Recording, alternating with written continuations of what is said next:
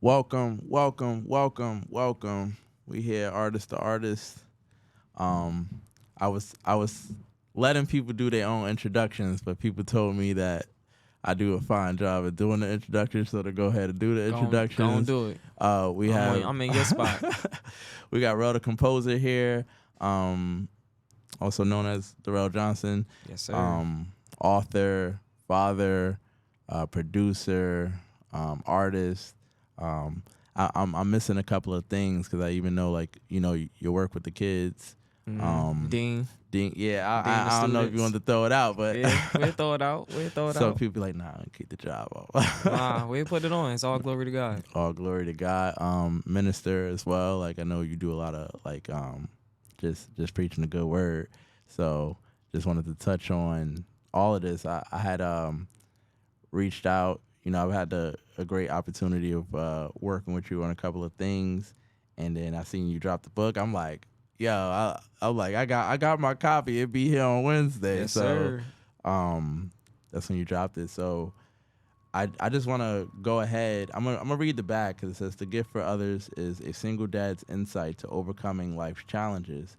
In this empowering and deeply personal guide, I share my journey as a single dad navigating the ups and downs of fatherhood. Through my own challenges and triumphs, I encourage other single dads and fathers to stay focused on their goals. No matter the obstacles in their path, this book offers practical advice, motivation, and hope, proving that with determination, resilience, and a clear target, every dad can overcome life's challenges and thrive for himself and his children. Mm. So, being a dad here myself, I was also like, I was ready to dig in. Uh-huh. So, I just want you to kind of go ahead and like the inspiration behind this was, you being a single dad and you wanting to kind of talk about that journey and those triumphs and what great read by the way. Appreciate you. I got through it very smoothly. I was like, this is good. This is good. What were some of the things that kind of like, because I know you talked about during, I believe it was yoga with somebody. That's who told you like, yo, My homegirl, Tori Key. Tori Key. Yeah. And you already were like in a space of saying like, should I write a book? Should I write a book? Go ahead and talk about you getting into writing this book because a lot of people talk about it. They be like, should I write a book? Should I write a book? Just how'd you get pushed to actually do it, like that whole experience and exchange? I said, okay, you know what? I'm going to do it. You talked about it a little bit in the book, and I'm trying to come up with topics because I was like reading, I'm like, how am I about to ask some of these questions without him telling what's in the chapter? But I think that's one of the things I definitely want you to touch on. Nah, it's cool. So my homegirl I've known since about 2000, 2001, Tori Key. We went to school together. Yeah. And I want to say about 2011-ish. Her and I started to hang together like even more, like every single day type. So we'll just chop it up. We'll have a lot of card sessions where there's a lot of freestyles. We talking about a lot of stuff. Shout out to the Health and Hip Hop podcast show that she started, that I co-host. We started working out together, running in the park, Weekway Park. We just started to level up and advance. So just like conversing every day, like that chemistry started to build up. And then, just one day she like, yo, Rell, I think you should really write a book. Write a book. So I'm like, I'm thinking, I'm listening, I'm just processing, and she just share out like why she feel as though I should write a book. We talked about like a lot of residual income around that time, investing and what have you. So she just looking at it as a way like, well, you went through a lot of stuff. You're a great young man. You're a great friend. You're a great father. And I feel as though other men, other fathers need to hear your story. And, as well, on the flip side, you're able to build some residual income where you're able to get some money because her and I, we both rap. We like art. We like fashion. We just like great stuff. So she looked at it as an avenue to help me just to be able to share my story, help other people, as well as collect some funds so I can continue to do the stuff that I like to do, on the art side. So she Yeah. said that to me, and then I just started to get the tug on my heart a little bit more. I'm like, man, I like working with the students, but I want to go a little bit more in depth with helping out our communities. Mm-hmm. Because as I work in the schools, I see how there's obstacles at the obstacles at the obstacle when it comes to our students. So Mm-hmm. it's like multidimensional. You have the students, but then they're not adults where they're able to, just do things on their own. They have Yeah. their parents, they have their family members. So it's like digging into that. So it's like her telling me or just giving me that nudge and that encouragement. And it wasn't like she was pushy with it. She'd say like every once in a while when we have like a meeting talking about putting together the show, she'd drop a little bit something, and then like that just stayed with me. And like once I started to say, all right, God, I'll do it, then like the thought started to come like, well, how am I going to be able to do it? I've never written a book before. I've never known anyone personally that wrote a book. I know people from like the city I grew up in, Newark. Mm-hmm. Know people that wrote stories. Like my mother had a childhood friend. I read his book. It was a pretty That's dope book dope. as well. So I've seen stuff like that, but I've never known anyone personally that wrote a book. So I'm like, all right, how I'm gonna do this? Yeah. And then God just led me like 2 years ago. My son's mom, she stayed in North Carolina, and her and I just met at a middle point where I drove him down to Maryland because he had a basketball game, Mm-hmm. and she met me down there. And but before that, while we was down there doing that them basketball tournaments, like God gave it to me then. I literally started putting together everything, even like the tracks, coming to do the instrumental albums that you help Yeah. The engineer and stuff, meditation. all of that. Mm-hmm. Like he gave that to me all then, and it's like, yo, while I'm down here, I'm gonna put together all this stuff right here in Yeah. between games and whatnot. So, like he literally started to give me like everything that I needed, even though I've never done it before. And so let me ask, what was like the biggest obstacle in writing this book? Because I know like me, I was reading some of the personal things, and I'm like, the book is so vulnerable. Right. So I think that would have been like something I'm like, oh man, this is like reading back. Was it like, no, I'll ask that question next. Okay. What was one of the obstacles, biggest obstacles with writing this one? Because The vulnerability wasn't so much of a big obstacle, only because the work that God has had me to do prior to. what you talked about, Yeah, so it was a lot of pre-work that he had me go through that made that part like real easy. I'm trying to think the biggest obstacle with writing That- it. I want to say probably it could just be, like the time, yeah, just like just staying focused. And sometimes like while I'm writing it, it's like, man, I want to finish enjoying the summer because I wrote it 2 summers ago. So it's like, man, I really want to just relax. I'm used to working, educator. You at work 10 and a half months out of the year. You got the summers off. It's warm out. I want to just chill, So I want to say like being consistent with writing it that summer was like the biggest challenge. And that may not seem like a big challenge, but when you trying to get something done and nah, it's a you huge, got God's spirit, pressing on you over and over and over, and it's coming through the form of my homegirl Tori, like like, yo, Rell, what's up with the book? You know what I'm saying? Like once again, she wasn't like really pressuring me, but the Holy Spirit, just I'm just hearing her voice in my head, but I know it's God, giving me the reminder. So it was just that staying consistent, 2 summers ago with writing it. That was the biggest part, or the biggest challenge. Okay, and I guess because you talked about in the book about like God taking you through this journey, and then I remember, was it the 4 agreements that you said you read? Yes, sir. When you said that was one of the things that helped you, especially with like forgiving your dad. You talked about that, which is a big piece. Oh my goodness. So I don't know if you want to dive in a Yeah. little bit just to how like I got my notes too, It's cool. but just to how oh just to how complicated that might have been, and I want to go on this real quick because you during the first part, and you said when you got the news you're having a child and everything, and when you said telling your family is the real challenge. Yo. I was like, yo, I felt that on another level, and I think that's something that a lot of people can relate to. Mm.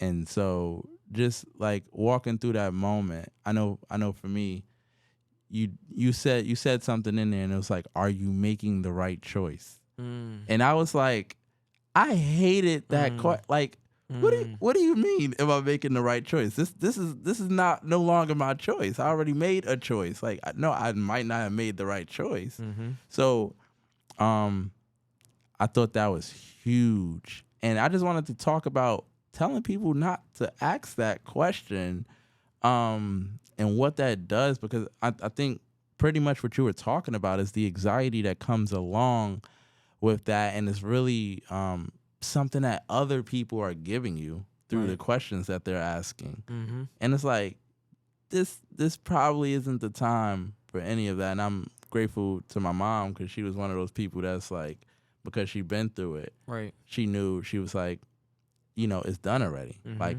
what's next? How can I help? What can I do? Yep. Versus all of the questions or the things that's going to give you anxiety, or just the things that's going to give you guilt. Right. So you did a great job on touching that. I thought so I enjoyed the book, man. I enjoyed the book. Man, So I appreciate that, because those thoughts, I want to say, just even now, just being a man, it comes in various ways. So being able to like stand up to them, even though you're unsure, yep. because like this is a new life. There's so many thoughts that's coming into your head around, the conception of having a child and finding out that you're about to be a dad. Yep. Whether it's a son or whether it's a daughter. And sometimes people don't know the impact that they're having when they're asking those type of questions. Yep. Because 9 times out of 10, they probably was asked those type of questions, and they probably didn't know how to maneuver through them. But when it comes to like me, like even just looking back, like my whole life, I've been like a big risk taker. I remember, like I said, I'm from Newark, so my grandparents, they had a house, and it was a big tree in the front yard. And me being a boy, like the era that we grew up in, we weren't really outside. I mean, we weren't really inside. We was more so outside. Yep. So like me being a boy, like I like climbing. They had a big tree. I want to climb on the tree. Yeah. And like looking back, that was an area of like solitude for me too, because it was away from like the noise. At times, like come from a big family, so sometimes like it's a lot of noise. Just with a bunch of family members. My grandfather, rest in peace to my grandfather. But it's just so many different family members, so many different personalities, and there's so many of us. It creates noise. Just thinking of even students, you may try to have them like talk at a whisper voice, but if it's like 30 students in a classroom, that whisper, is probably going to go up a little notch, only because there's so many voices.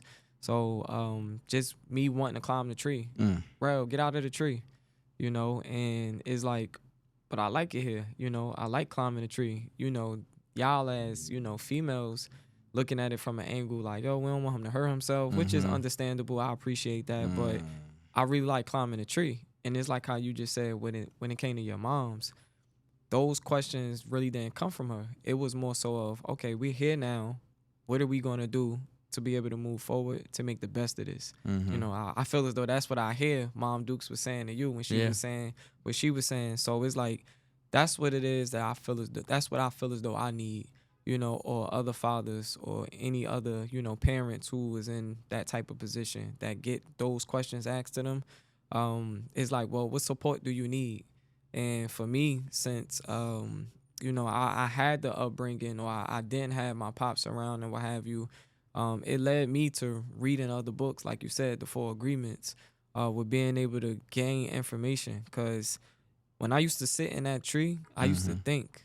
And we didn't have the internet then, we didn't have social media then, we didn't have access to the internet as rapid as we do now. So my imagination really ran rampant while I was just sitting in the tree. And I just Mm-hmm. had like a lot of questions.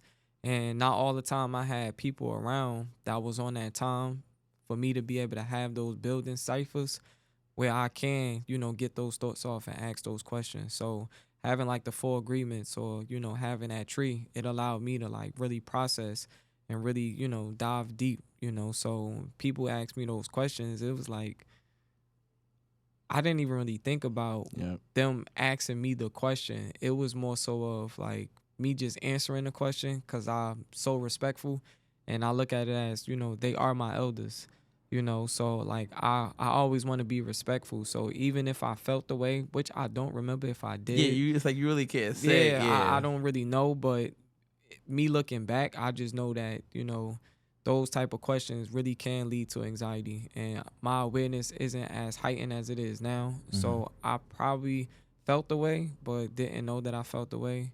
But I would think people that do ask those questions, I feel as though they can evolve in a question and ask, well, what support is needed? Because that can deter, someone from, making a choice that God is probably leading them to, Mm-hmm. like having a child out of wedlock, isn't the best. It Scenario. it would yeah, Yeah. it wouldn't be the best scenario. However, since we're here, we gonna make the best of it, and we can learn from the situation. We can move forward. But as family, as support systems, what could we do to be able to help? Because we're here now. You know what I'm saying? All the shoulda, coulda, wouldas with us is not going to do anything for us, Mm-hmm. but bring anxiety, bring worrying and whatnot. So how could we make the best of it? And that's exactly what it is that I did. I made the best of it. My son's mom, she got pregnant at 18. I was 19. We was about to turn 20 and 19. Mm-hmm. So those type of questions, then it was like looking back, it could be a lot, you know what I'm saying? But I'm thankful, to be able to have the mindset and the upbringing that I had to be able to navigate that. Like just like you said, with me even getting the news that day, it was like, whoa, It's a lot. And yo, then you got yeah. it was a lot. It was a That's a lot, yo. lot, yo. It was a lot, man. Like it was a lot because for me, I'm responsible. I was like brought up to be responsible, Mm-hmm. even if there was moments like such as like my grades, where my grades really didn't reflect who I really was. Um, but I still had to work for them. I still had to try to figure out the best way that I could. Mm-hmm. For me, like I grew up with being able to get a lot of stuff, whether it's from in-house, whether it's the extended family and whatnot. Like I said, I come from a big family, so Mm-hmm. having like respect and everything was like something I was taught big. And I always wanted to show appreciation to my family, because they've done so much for me. So like I would get like throwback jerseys, like some that was handed from You were my talking about it uncle, in a book too. from my Yeah. uncle. Some that was given, as a gift and whatnot. I still got my Kobe jersey from 2001, Mm. that I'm still able to fit now. And it's like I had to work for that stuff though, So even though like taking a Kobe jersey, for instance, I got that. But if for whatever reason I started to slip with my grades in school, Mm-hmm. and guess what? That Kobe jersey that I love is getting taken away. Yep. To help me realize and reflect, like, what's more important. Like this jersey is good, but you come here to take care of business. Mm-hmm. So that was always like stressed in the crib. Shout out to my godmother nurse. That was stressed like huge. When it came to like, yo, Kobe is playing. He played on the West Coast. So, we had NBA League pass. So that was like our thing. Like that was something that bonded, me and my godmother was Kobe. So we had NBA League pass. Well, she had NBA League pass. So you was So it's like the LA games, they came on like 10:30 Eastern time. So she'd be like, yo, we gonna DVR this, but we gotta go to sleep. Cause we gotta go. We got work in the morning, and Kobe he getting his check right now. So we So gotta make we sure gotta that make we sure good. Cause we yeah. get our check tomorrow. So it's like stuff like that. Like that work ethic was always instilled in me. Like even if I wasn't doing the absolute best, it's like, well, you gonna strive for it. You ain't gonna have no excuse. Whether your father was here or not, you ain't gonna be one of those ones that said, well, I couldn't do such and such because my Yep. pop wasn't around. So I'm thankful for the upbringing, even though it was challenging as heck. Yeah. Coming up. But I mean, it sounds like that's some of the discipline that you would, like, I guess, move forward with, Mm-hmm. because you talked, and I was gonna ask that too. Like, do you? Because a lot of times I've talked about how if you're parenting and you have a single parent and they're busy all the time, Mm-hmm. then it doesn't really give time for them to actually do any disciplining Mm-hmm. or Right. instill the values that they have. Mm-hmm. And you were talking about making that tough decision of saying, like, I want to be here. You talk. What was it? Was it a play or a game? It was something that your son had, and you Mm-hmm. had to work. And you Yeah. said that they sent you like the text and everything, Mm-hmm. and you was like, I really wanted to be there. Yeah. You know what I'm He saying? was Like in karate. it was karate. There we Yeah. go. Mm-hmm. Yeah. And just like how big that is as a parent of saying, like, all right, like this is, I actually need to be present. And you work in education, so like when I talk to my other friends that do work in education, like it's always the same thing. Like you can do as much as you want. They Mm-hmm. still have this home system that they have to go back to. Right. They still have to this farm that they're raised at that they have to go I back like to. And it's like, they can come and play with the shepherd, and then they go back to this farm that's not exactly growing them the right way, feeding them the right nutrition, Right. Mm-hmm. So just what was the big factor that helped you make that decision? You said you needed to spend more time, and you talked about it throughout the book, like even saying like I need to build these residual incomes because I want to be able to spend more time with my family. How important is that? Yo, extremely important. Cause even though my mother was what we would call a single parent, Mm-hmm. and even myself being a single dad, it's still the village that's present. Mm-hmm. I even remember like my son's mom just saying like, but you're not a single dad though, because it's not like, I'm just like non-existent or something like that. I'm like, but we not married though, like that was my I want to say my lane or what Single have dad you, ain't a single my parent. perspective. Yeah. You know what I'm saying? It's like on paper, if we fill out some paperwork on the application or something like that, like we'll be considered single because we're not married. So like my mom's, had a great support system that was around, that helped out a lot. So wherever she couldn't, step up in, or it was challenging for her to step up in, it was other family members that helped out. So like I said, I come from a big family, and I want to say everyone played their part to the best of their ability. So like my mom, she worked in the Empire State Building when I was like around third and fourth grade year. So like I was a latchkey child. She used to have somebody that lived in the building with us, an older young man. He was like 3 years older than me. She'd pay him a couple dollars just so I could walk to school with him. He'd walk home with me. But for whatever reason, that fell through the crack like after a while. So just having like those other different instrumental pieces helped out. Like I said, my godmother played a big role, or one of my godmothers played a big role in like bringing that discipline, because she is an educator as well. Mm-hmm. So she saw how things was, and some of those same observances that I have when it comes to just our family units in our communities, that makes it challenging for us to show up the best way that we really want to, was present. So she helped us instill a lot of stuff in me as well.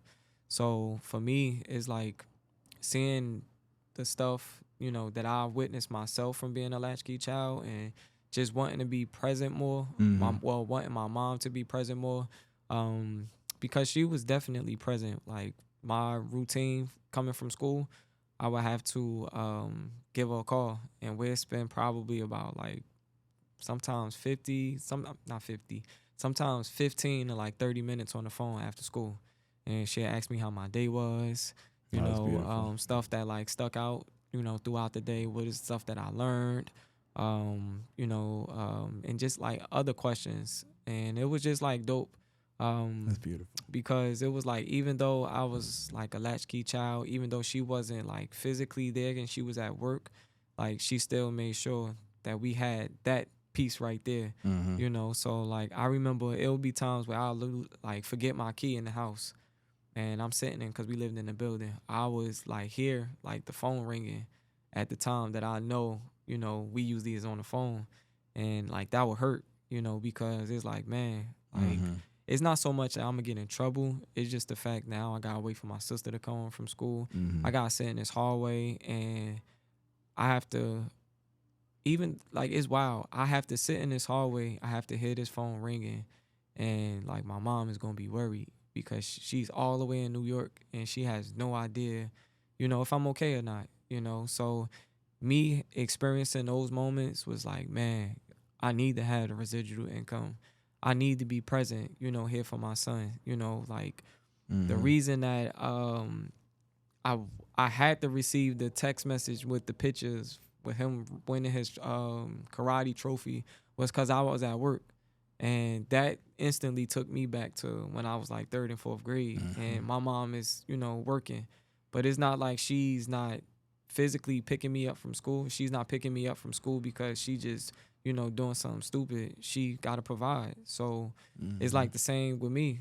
It's not that I don't want to be there and Mm-hmm. watch you do your thing with Which is the karate. case for so many parents. It's so Yeah. many, but it's like we gotta work, and it's like I don't like that feeling of that, especially being a man. Like I feel as though this is my responsibility. I'm a dad. I'm supposed to be here and not just do no phone. Mm-hmm. Even though like you can.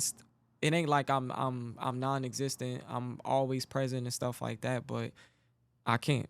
And it's like, nah, I Mm. gotta get off of that. And coupled with having those conversations with my homegirl Tori, and we constantly talking about residual income, and I'm learning more about it. I'm reading books like The Richest Man in Babylon, and it's like all of that combining it is like, no, I need residual income. Mm. This don't feel good. I know how I felt when I was around his age.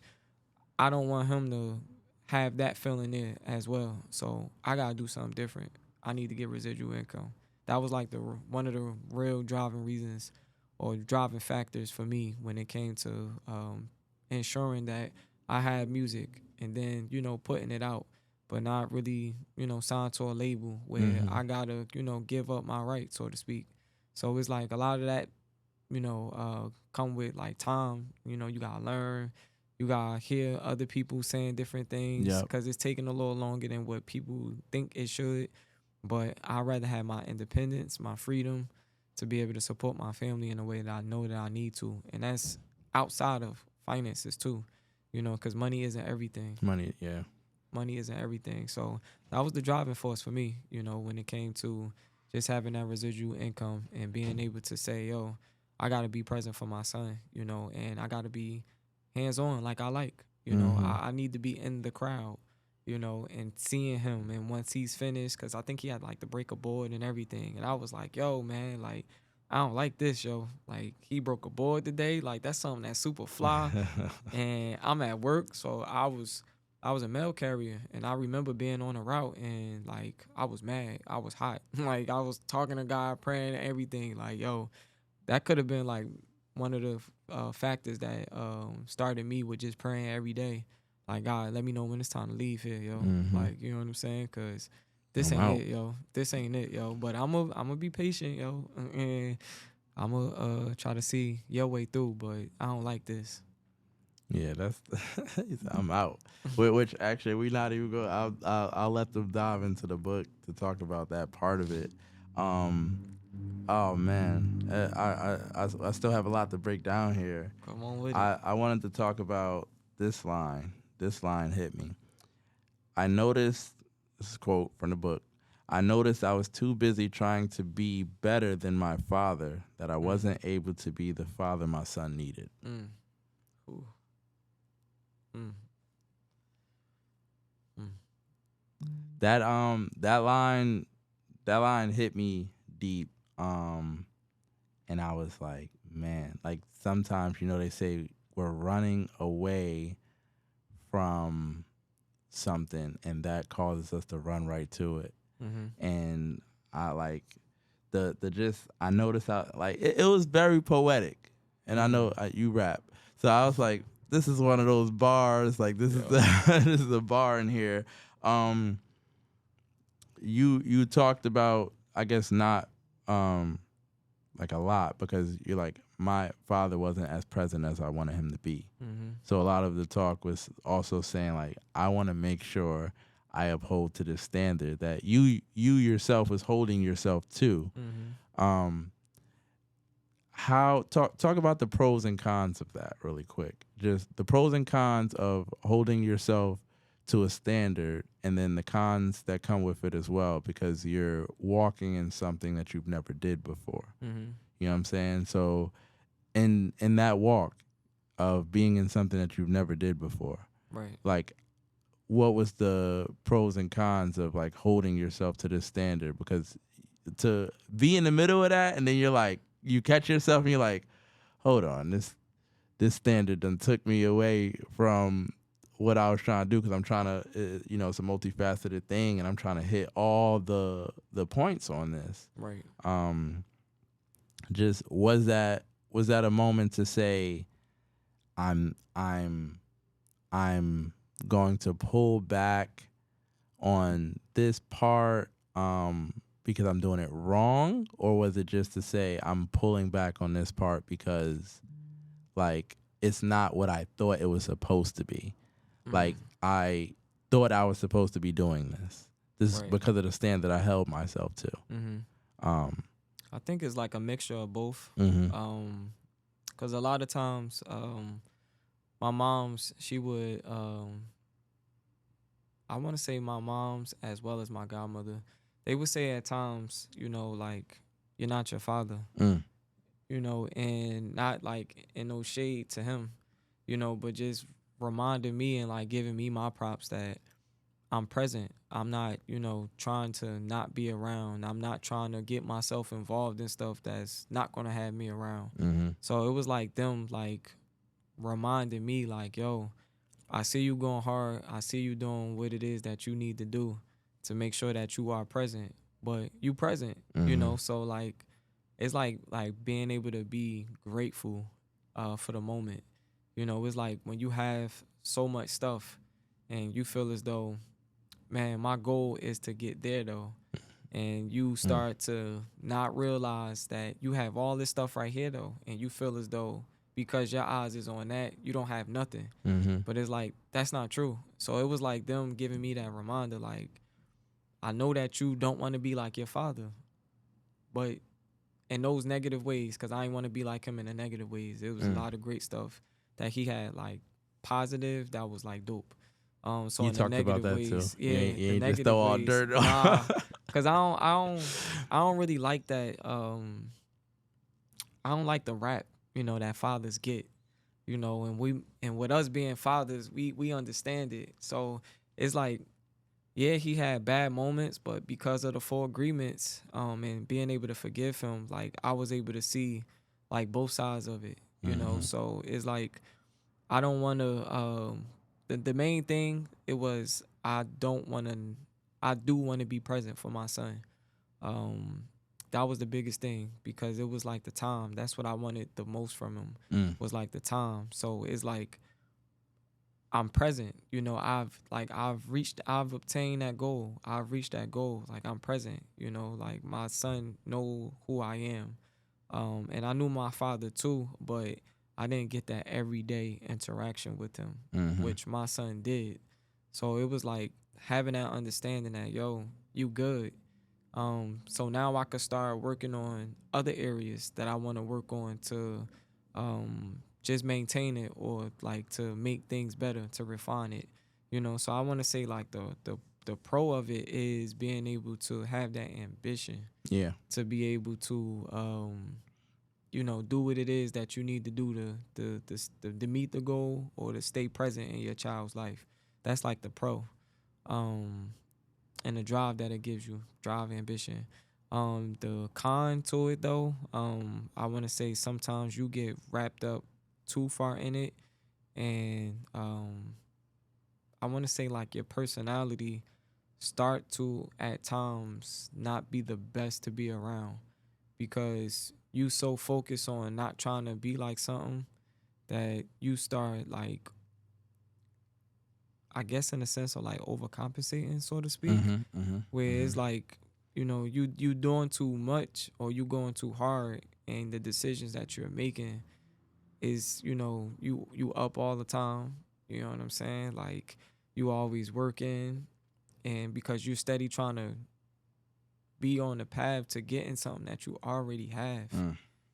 So it's like your personality kind of like suck, but not intentionally. It sucked because you tired, you overworked. You're trying to do all this stuff just to provide, but that stuff, it comes with it. So like your personality, it doesn't allow you to be able to enjoy the journey. You know what I'm saying? Like, so that's like one of the cons. You do you ever feel like your son take you for granted, like where you be like, yo, I ain't having my dad around as much, like you taking me for granted, like do you Absolutely. Absolutely. And it's like even now, because when I wrote the book 2 years ago, he was 13. Now he's 15. So he's in the 10th grade now, and he plays basketball. And I'm not just saying this because he's my son. I feel as though he is nice. But at times, the part that you're talking about with taking me for granted, I feel as though, because I am there to be able to provide that structure, the foundation, and the levels, the support, the guide rails, to whatever it is that you're trying to do. So like his goal is to be D1 with basketball, go to a D1 school, and it's like that's cool, but you still got to put the work in. And I'm here to be outside with you.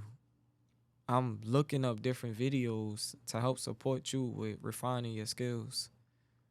I'm putting you in AAU, and that's not cheap. Yeah, it's not. You know what I'm saying? Like I'm getting you with a trainer. Yeah. To help further, your craft. But I feel as though sometimes you're not really taking advantage of it in a way that I would have wanted. You know what I'm saying? In the sense of you got this that you want to do, and you have somebody that's here with you that's willing to help you out with the supplies that you need. Just thinking of like a artist that draws or a fashion designer, and they need sewing machines, they need fabric, or they need pens, pencils, the pad, or whatever other materials that they may need, and they have to work for it themselves. And it's taking them longer to be able to get that product out because they don't have the necessary tools. That's how I felt as though with me when I having my father there, even though I had a lot of support from my family members, because they like I said, they did what they could, and I'm still appreciative of it.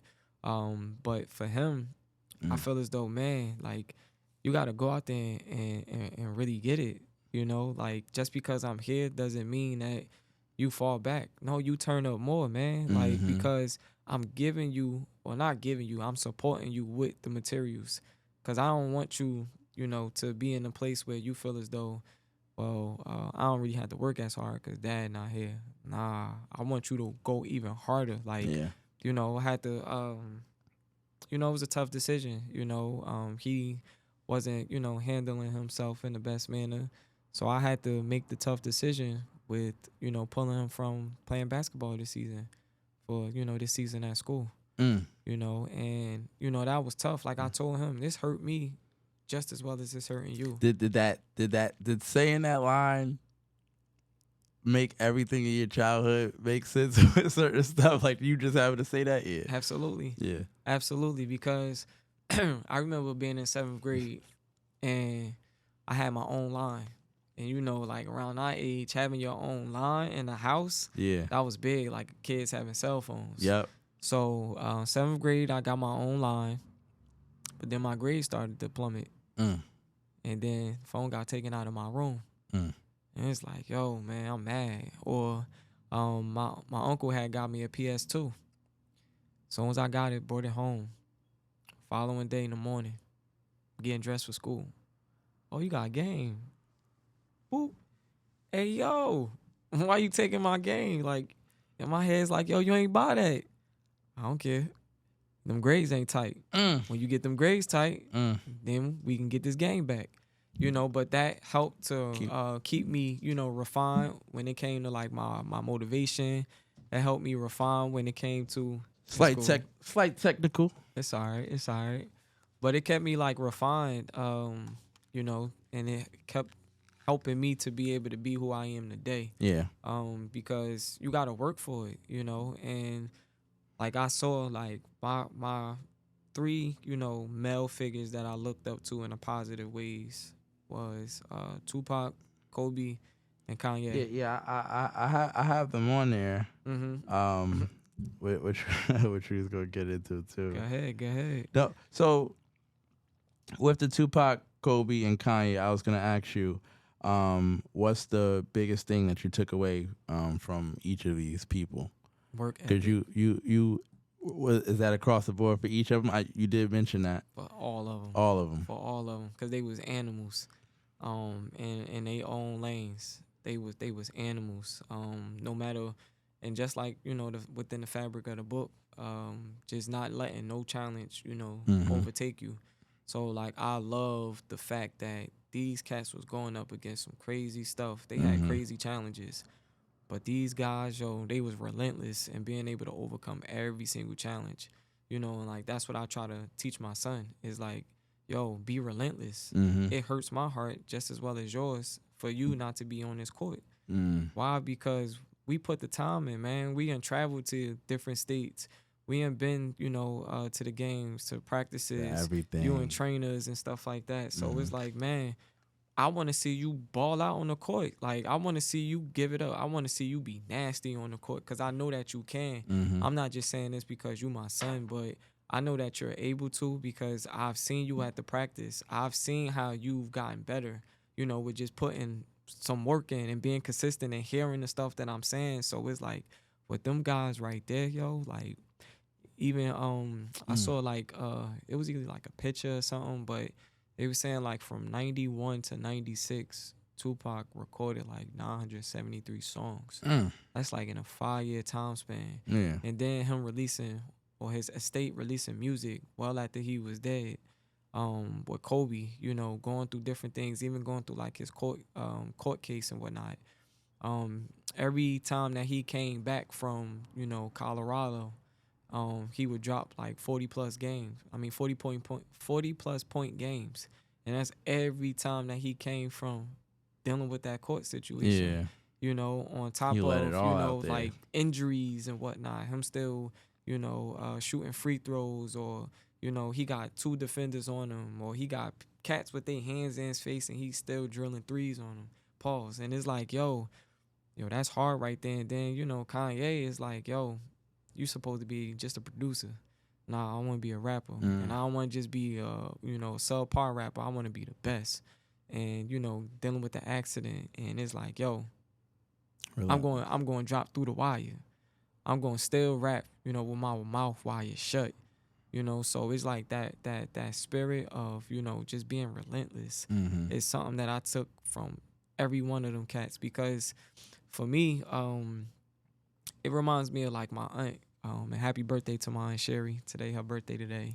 Hey, just tuning in on here really quick. We had a couple of technical difficulties today. You know, Satan be working hard, but God works harder. All the time. But that ambition, though, is what I get from all 3 of them, man. Yeah. They relentless, and it's just within the fabric of within me, man. Like I just love being able to overcome like challenges. You Yeah. know, it sucked at times, the feeling that is in the midst of it, but being able to overcome and look back and be like, yo, I did that, yo, like God blessed me to do that. It's something that I've taken from like each of them cats, yo. Like seeing Kobe like shoot threes and it looks super impossible. Yeah, it did. You know, or like Pac being able to record all those songs in that short period of time. Him being able to like make the great music that he did, you know, and like Kanye being able to overcome the stuff that he did and he still overcome. It's like, yo, I'm inspired by that stuff right there because, you know, it reminds me of the scripture, you know, with men, you know, what's the scripture?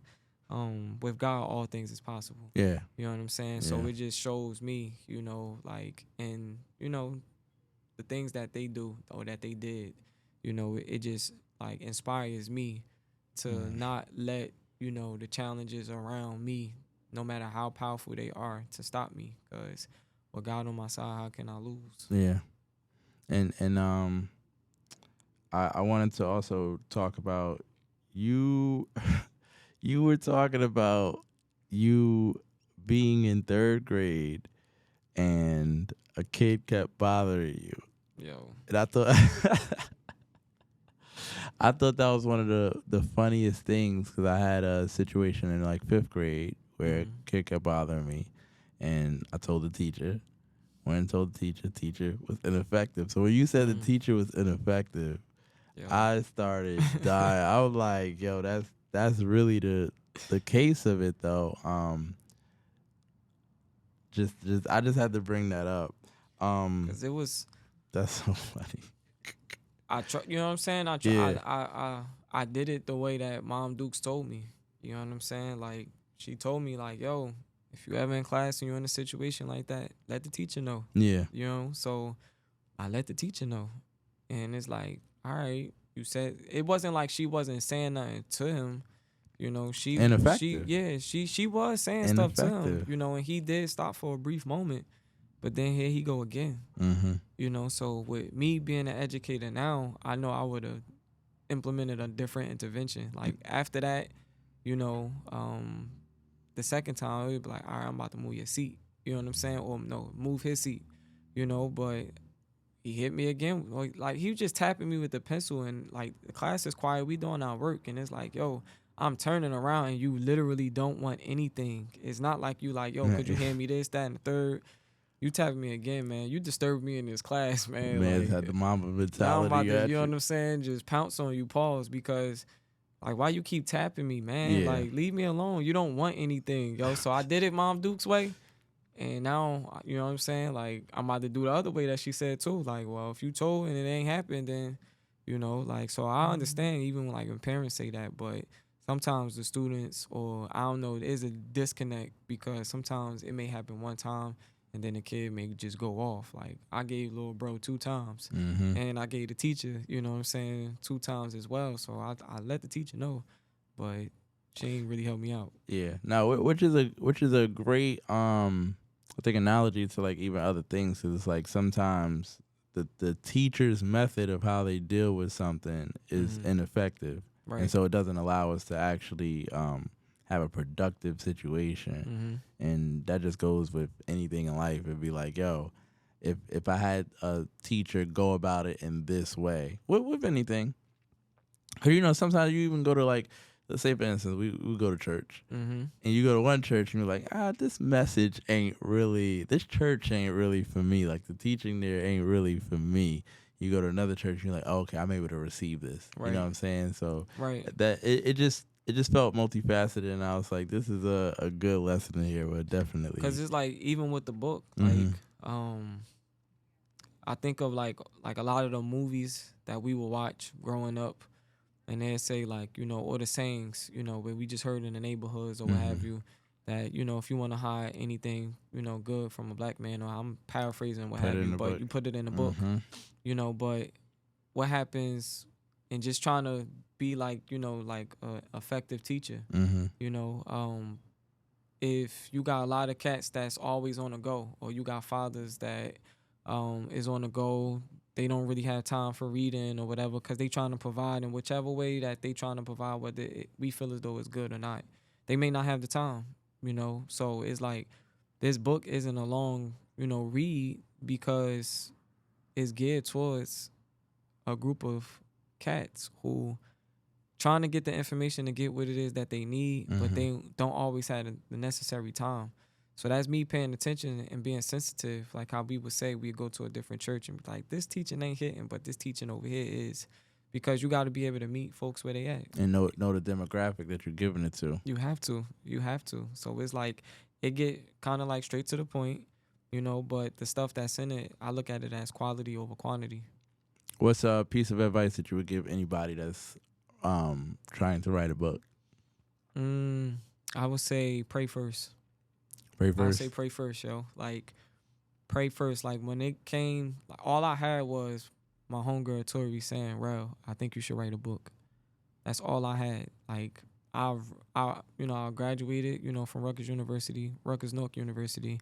I have a bachelor's in social work. So I got nice with, the pen or the typing or what have you, so I knew how to write, I knew how to write essays, I knew how to put papers together, but when it came to like writing a book, it felt like it was a disconnect. So that praying, it helped me with everything, like down from the cover, like, you know what I'm saying? Like even in my notes, because I wrote it on my phone because I'm always on the go.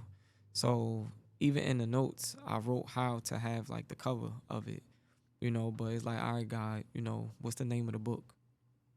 All right, God, how many chapters should be in the book? What's the name of the type of the chapters? What should be in the chapters? All right, God, I'm starting chapter 1. My son make or break me. Title of chapter 1. What goes in here?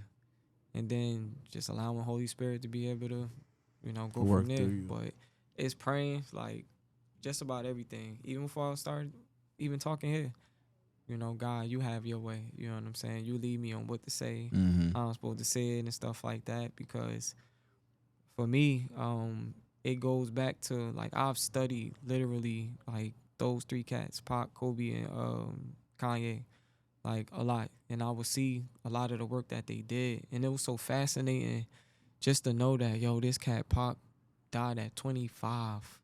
And he put this body of work out, music, movies, and stuff like that. He put all this stuff out by the age of 25. So when I got the age of 25, I was like, yo, I'm Pac age. And it's like, yo, he did all this stuff right here. So with me being my age, it's like, yo, I pulled from that. And it's like, all right, well, I can't live a whole complete lifestyle as Pac, but I could take bits and pieces from it that I could identify with. That's why I said the ambition, or the relentlessness from all those 3 cats. And I just, give it to God. All right, God, this cat was relentless. Like, how can I use this to help me to get where that I need to be? So, like, I always, even watching movies or something like that, all right, God, open up my understanding. Show me what it is that I'm supposed to get from this movie or this show or something like that. So with prayer, it helps me to, like, navigate, like, everything. Everything. So I would say pray. You want to start? Pray.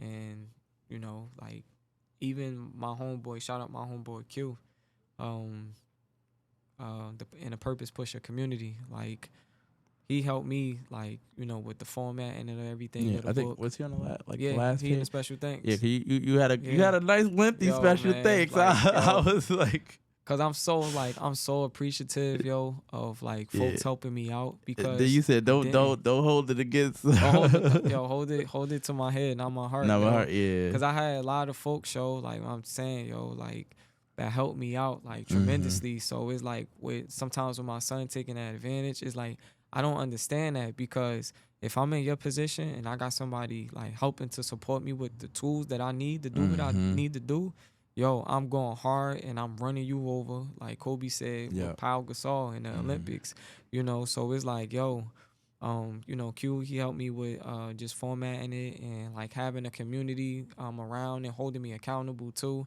with just getting this out, as well as shout out my boy Burvick. He at Art Alleluia, he did the cover, you know. So like That's dope. I gave him the It's a dope idea, cover too. and he ran with it. Like, you know what I'm saying? Like he ran with it. You know, we made like few adjustments and stuff like that, but yo, I gave that, and he ran with it. So it's like the prayer, you know, allowed me to have like the community to help support me with, you know, getting it, you know, bringing it to fruition. And everything is like is in the church, you know, everything is in the church. Every single thing is in the church. Yeah. To be able to help us out. So Or even that Bible. Yo. That is everything. We'll talk about that on the other show. But everything, man. every single thing is in there.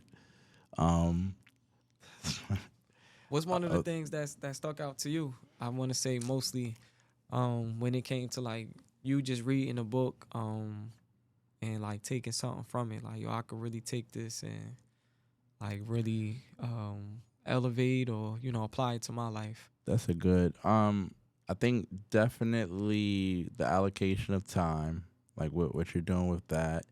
And you know, we talk off camera, so like a lot of our views and values are the same. So it was like, it was refreshing. It's always refreshing when you get somebody that has the same views and values. Mm-hmm. And I want to say,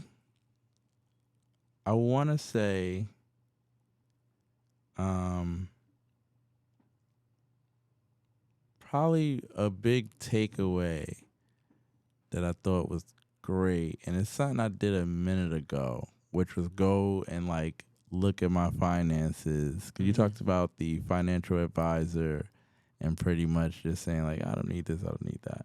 Mm-hmm. So when you talked about like, yo, you got these streaming services, you cut it off, you cut off the cable, and that literally, I was like, I need to go check on those. Because like, I don't even use some of these. I need to go check on those. I know that was one of the big takeaways. I know I talked about the lines that hit me, which I had wrote those down, which was I noticed I was too busy trying to be better than my father, that I wasn't able to be the father my son needed. Because I always say, like, growing up, my dad didn't have like a personal relationship with me. Mm-hmm. So I know that was something that like I was like, oh no, I need to make sure I have this very personal relationship where he can kind of like come to me at all times and everything. So that was something that I wanted to take and just make sure that I'm, you know, having a balance with everything. That's why I had asked that question. And then definitely the understanding why you have all of these bad habits. I thought that was a great piece of it. That was a great piece of it. I think anybody's going to be able to take away or just evaluate their life with that and kind of go, okay, do I understand why I have all these bad habits I have? So I thought that was a great piece. It's a lot to take away from the book, and the fact that it's not a long read and there's so much to take from it. That's why I was like, this is a good book. Yo, it's like an impactful punch, yo. Because even with like the allocation of time, I remember growing up, I wasn't as confident like academics wise. So you talked about that. Your sister was whooping your butt, huh? Yo, she was getting it done. Yo, man, like she was my hero when it came to the academics piece. Yeah. You know what I'm saying? And it was like, yo, I just looked at my sis like, yo, she was like dope. She's 6 years older than me. So it was like, when it came to the academic side, like she was just crushing stuff. Yeah. So once I got to college and like I started to understand the traumas and whatnot, and I started to heal from, like, it was a lot of prayer and just talking to God with it. I got nice once I got to Rutgers. When it came to, I think it went off again. No, I think you said got this one. Too, yeah. I got real nice. Because I was at Essex County, and a lot of people talk bad about like county schools, but I used it. I didn't let it use me. So once I got the Rutgers, yo, all I was bringing was this. That's all I was bringing to class, yo. Like this was. I remember one of my professors, one of my social work professors. Because I started sitting in front of the all classes. Like, that was my thing. I'm going to sit in all front of classes. I'm taking that ambition. Like I told you, I got from them 3 cats. You talked about that, too, just sitting in the front. You said you ain't even go to the, you said I ain't even go to the bathroom, but I had to go before. I need to go before because I don't have time to study. Like, I'm really, for the most part, I'm not going to study after this class. So this is my everything right now. So while everybody in the back of the class on laptops and stuff like that, I'm in the front. I need to see what you saying. I need to see what you writing. I need to be like engulfed. I need to be, saturated in this time right here, because once I leave, I'm not studying because I don't have time for it. And that's what we're talking about, the allocation of time. So with the phone, it allowed me to do just that. Like, it was times my son in tutoring, and I got the phone and I got an assignment that I need to do while he in the back getting tutored. I'm in the waiting room and I'm doing my work, and thanks be to God for technology, because I had some of the college books on the phone. So it's like I'm able to search exactly where it is that I need to answer or I need to get this information from. So I was just like using every bit of time, like proper. And it's like we're taking the stuff away, like the subscription services and whatnot, like all of that stuff helped me to stay locked on the target. Like, and like I'm a competitive, or competitor, so like I compete with myself. Like, so if it's like, dang, I messed up in this area right there. All right, the next time when I get back to this, like I want to crush it over here. Even like when it comes to like recording and stuff, like it's like even with like the last track, Sunset Vibes, it's like even at the end, and like just trying to step out of bounds when it comes to trying something like vocally. It's like I just want to keep being better, because I remember how it felt for me when I was going to tutoring myself, like 2004ish, and I'm on the bus listening to College Dropout, and like I feel down, but I'm listening to this album, Which I and hear it's the helping me to get through. influences. Say that again. I hear the Kanye influences What you mean? at times. Well, like what? I think I told you that on a couple of my tracks. homegirl told like you say that all the time, so I'm curious to hear you. Like it's very It's Yo, cause it's like it's ingrained in me, yo. Like, and it's like I want to give back to folks what those gentlemen gave to me. You know what I'm saying? In a way that I'm supposed to give it. So it's like I want to continue to be unapologetically me. You know what I'm saying? Like, I'm Darrell. I'm the Composer Rell, and when you hear my music or you read my content, or I got, apparel coming soon, when you see that, like I want you, like Kanye said, like if you're a fan of, like he said, if you're a fan of me, then you're a fan of yourself. You know what I'm saying? Like if it's dope nice being line. able to see somebody be unapologetically them, and it makes me not want to be them. It just encourages me to keep being me, because we can't be them. You know what I'm saying? Like when I first started off, and like last night, I was listening to some of my early beats, because I had ran into my boy Ian yesterday, and he was the cat that bought like my first beats. That, you know what I'm saying, back in like 2008, yo. Like, so I'm mad appreciative, but like even running into him, like I was listening to old joints, and it's like, yo, I came a long way.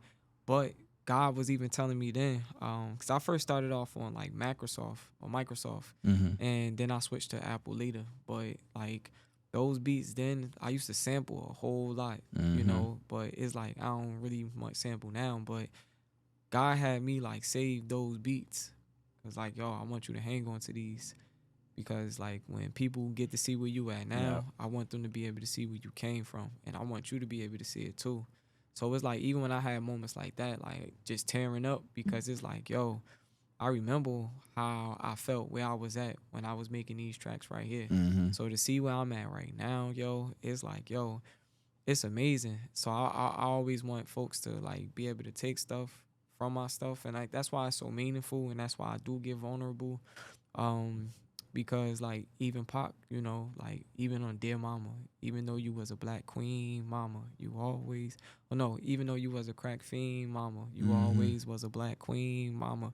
You know what I'm saying? Like just getting that vulnerable, with Kobe, having to have a press conference sitting right next to his wife, he shedding tears because he committed adultery, or Kanye and all of the vulnerable stuff that he, shared and talked about. It's like, yo, I gotta follow in those footsteps, but not be them. I gotta be me. I just gotta use the inspiration from them to be able to do what it is that I need to. So I gotta be vulnerable. I gotta talk about the stuff that I talked about in here, because that's the stuff that's gonna break the chains right there. You know what I'm saying? It don't belong to me. What if those cats was like, yo, I ain't gonna put this or I ain't gonna share this, and it was like dark times for them. But it's like God's gonna use it and it's gonna be a blessing to other folks. You know what I'm saying? Like to whom as much is given, much is requested Yeah. or required. What you talked about, like these things didn't happen to me for me to just have it for me. Like it's the gift for others. So Yeah. that was the whole like wrap around it. Well, wrap around, no pun intended, is a gift. So you know, Bars. matter of fact, before we close out, I gotta make sure you sign my book. Absolutely, man. You know what I'm saying? I could. Everybody that book that I've been signing, they talk about like, cause for me, like everything is like intentional. Yeah. Everything art wise that I do is very intentional. So I always wanted to have an impact. There's a saying that says like people not gonna always remember what you said, but they're gonna always remember how you made them feel. Yeah. So even when I like write like cards and stuff like that, it may not always have been money in them, but my words, you know what I'm saying? Like I think about them and it comes from the heart because you know you never know what somebody is going through, and that's like one of my spiritual gifts. So like I really try to tap into what the other person is possibly going through without them even knowing that I may know. Mm-hmm. Sometimes I don't even know, but it's just like, yo, this is how I am. I want to share it. And, you know, people just talk about like me writing even in cursive and stuff. And it's like, that's a lost art these days, but. Yeah, people don't write in cursive no more. I don't even hardly see it. At all. Yeah. But it's something Do special. they teach it in schools anymore? Nah. All right, man. I just didn't know. So they don't teach it. Okay. Nah, not at all. That's good. Not at all. You got just like a white paper, just so I could like, I just want to scribble really quickly. I don't got a white paper. No, I don't got a white paper. I don't think I got any paper on me too. So if anything, I get one out. We shaking now. Okay, cool.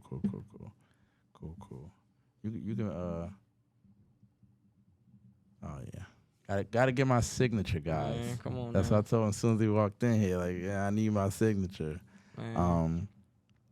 But definitely a blessing. I have another show as well. The Composer Rell will be joining me on that show as well. So look forward to that. Just guys, grab the book, go read it. Please it's do. A great read. Give it to a father you know. I think it's deeper than that though, because it felt very universal. Like anybody could get something out of it. Mm-hmm.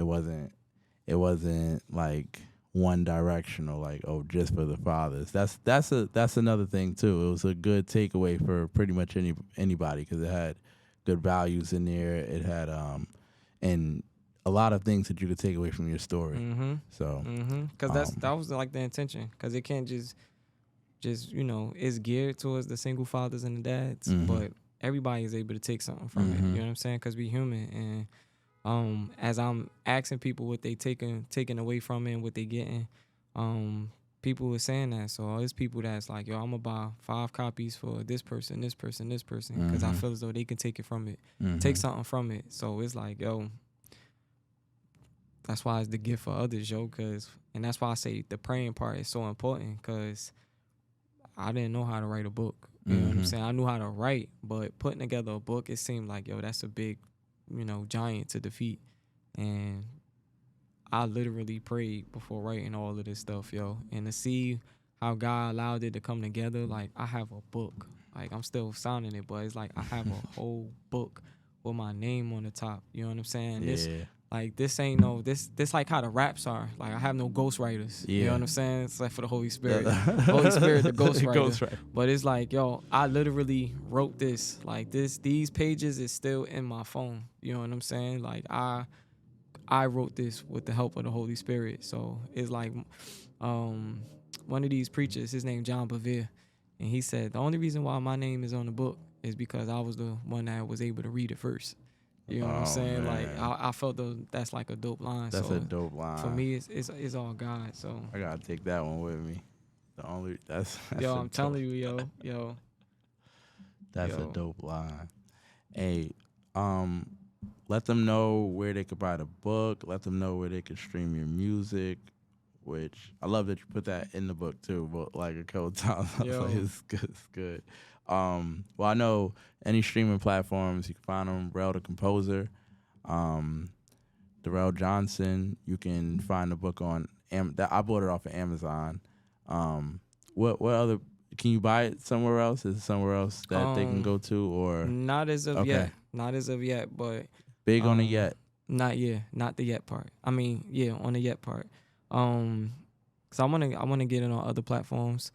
So we got the physical copy, we got the Kindle copy, the electronic copy, and coming soon. I had to record it for audiobook. That's lovely. Feel what That's I'm saying? lovely, So yo.